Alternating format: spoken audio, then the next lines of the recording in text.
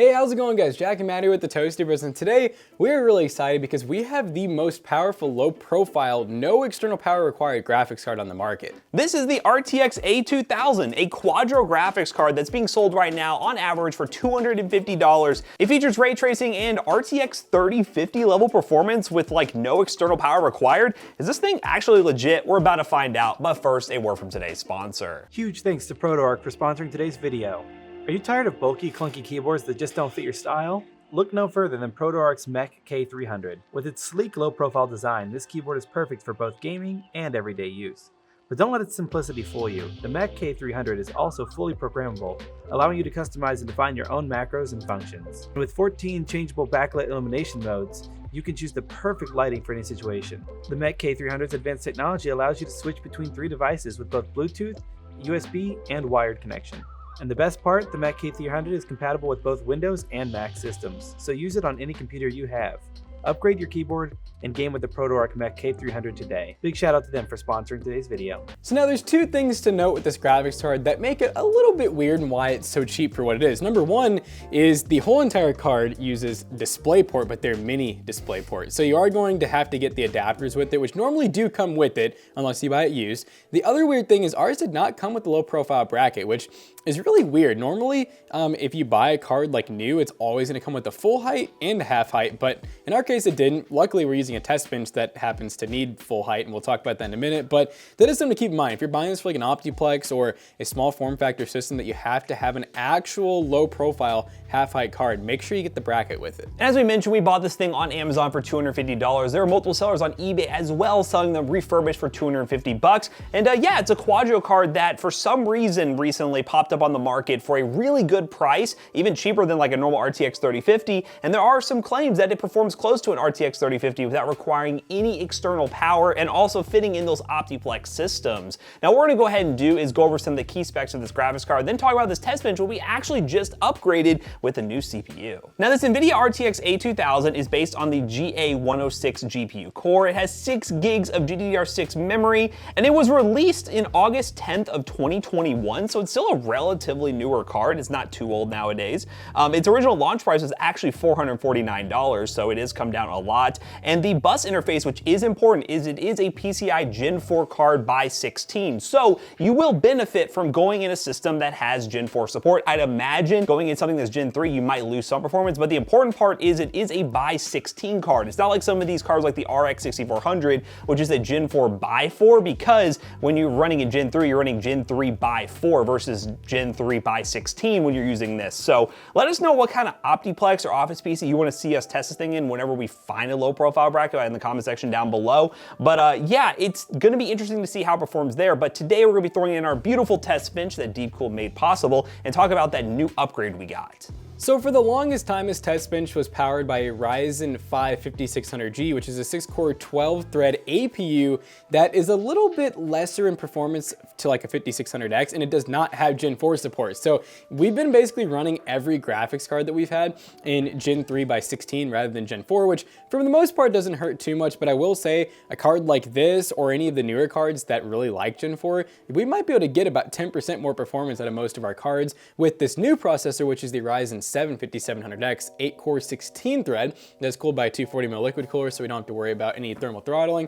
We also have an Asus TUF B550M. We have a 1TB Team Group NVMe SSD. We have some PNY Accelerate 3600 MHz RAM, and it is dual channeled, 16 gigs total. We also have an XPG 650 watt power supply, but this thing, you know, doesn't require external power. So in theory, it's gonna pull around 75 watts max. That's about the most a PCI rail will handle. And then we have a very nice deep cool case with some RGB in it, some really high airflow. So yeah, we're very excited to test this thing because at $250, it's really a decent value for a low profile card. And if the performance is what people say it is, then I think we have a good option on our hands for very compact builds. So let's go ahead and throw this thing in our test bench, test it, and see how it performs. Alright gamers, now that we have this RTX A2000 on the test bench, let's dive into some games, shall we?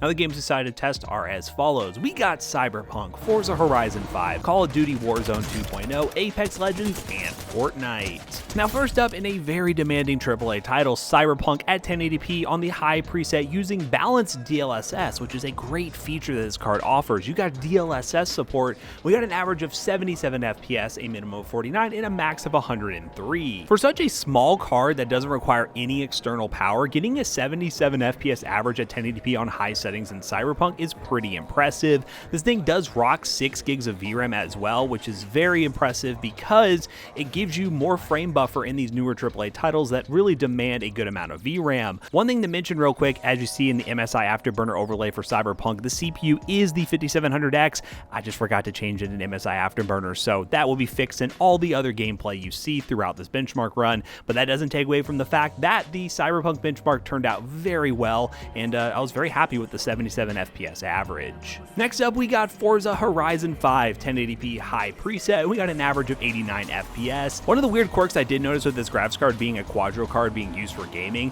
when we finished the built-in benchmark, Forza suggested we lower the preset to low and high was too much, even though it got an 89 FPS average.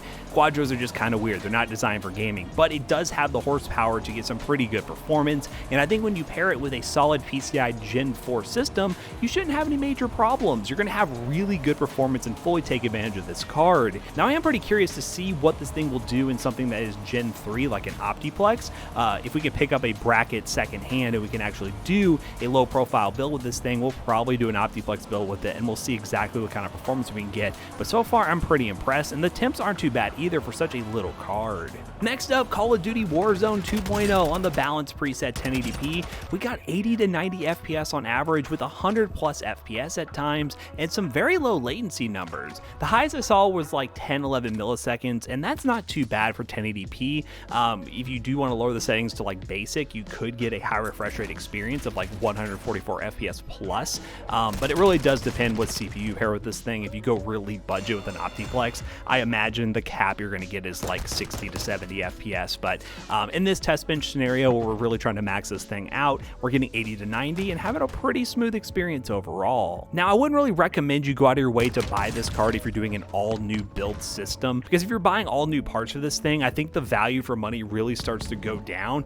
unless you really want a super compact build that requires a half height graphics card or low profile card. Then you really just can't go wrong with this thing because it really is the best option on the market right now. Next up is Apex Legends on medium high settings 1080p, and we got 110 FPS. Again, another AAA title, more of an esports title, but still getting 100 plus FPS with this card. And another thing to touch on is the temperatures of this thing. I know I mentioned in the beginning that they were pretty solid. We weren't seeing much higher than like 70 degrees Celsius with that little blower fan, and it really wasn't that loud. I imagine in a very compact system, you might deal with some issues where it's going to be in the 80s or so, but I don't really think it's going to impact performance all that much. It's a very efficient card. And of course, we had to throw in Fortnite because you guys just love seeing Fortnite in the benchmarks, even though it probably is much more CPU dependent than it is GPU dependent, especially using performance settings.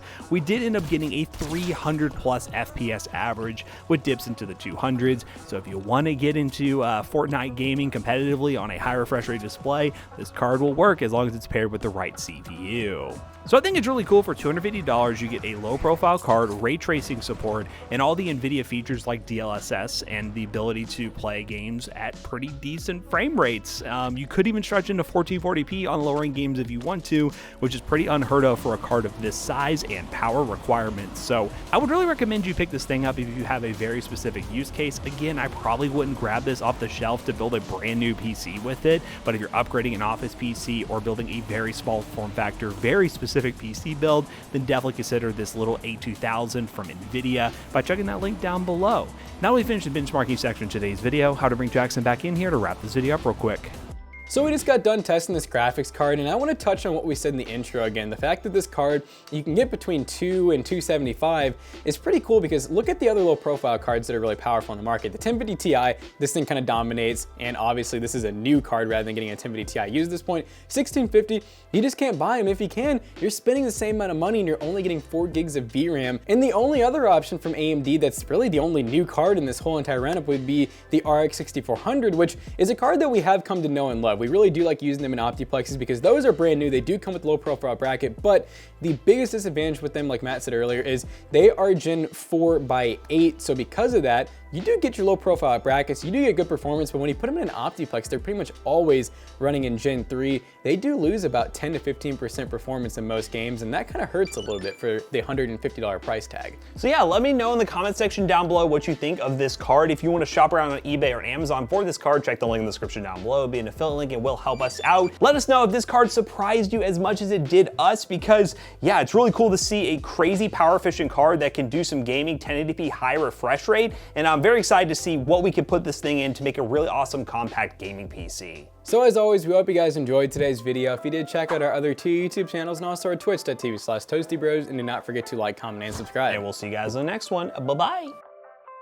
So this graphics card right here, like we said, we're probably going to try to plan a low profile build with it. So you might be able to buy a PC that we actually use in a Toasty Bros video. Every so often, well, actually pretty much every time we do a video, we end up selling the PC at our PC selling business, PC Bros. And we also have hundreds of other options with our full team over there. PCBros.tech, gaming PCs, gaming laptops, and merch. If you want merch and you want to support us directly, go to PCBros.tech, get this hoodie today, and use code ToastyBros2 and check out to save 2% on your next purchase. See you guys later. Bye-bye.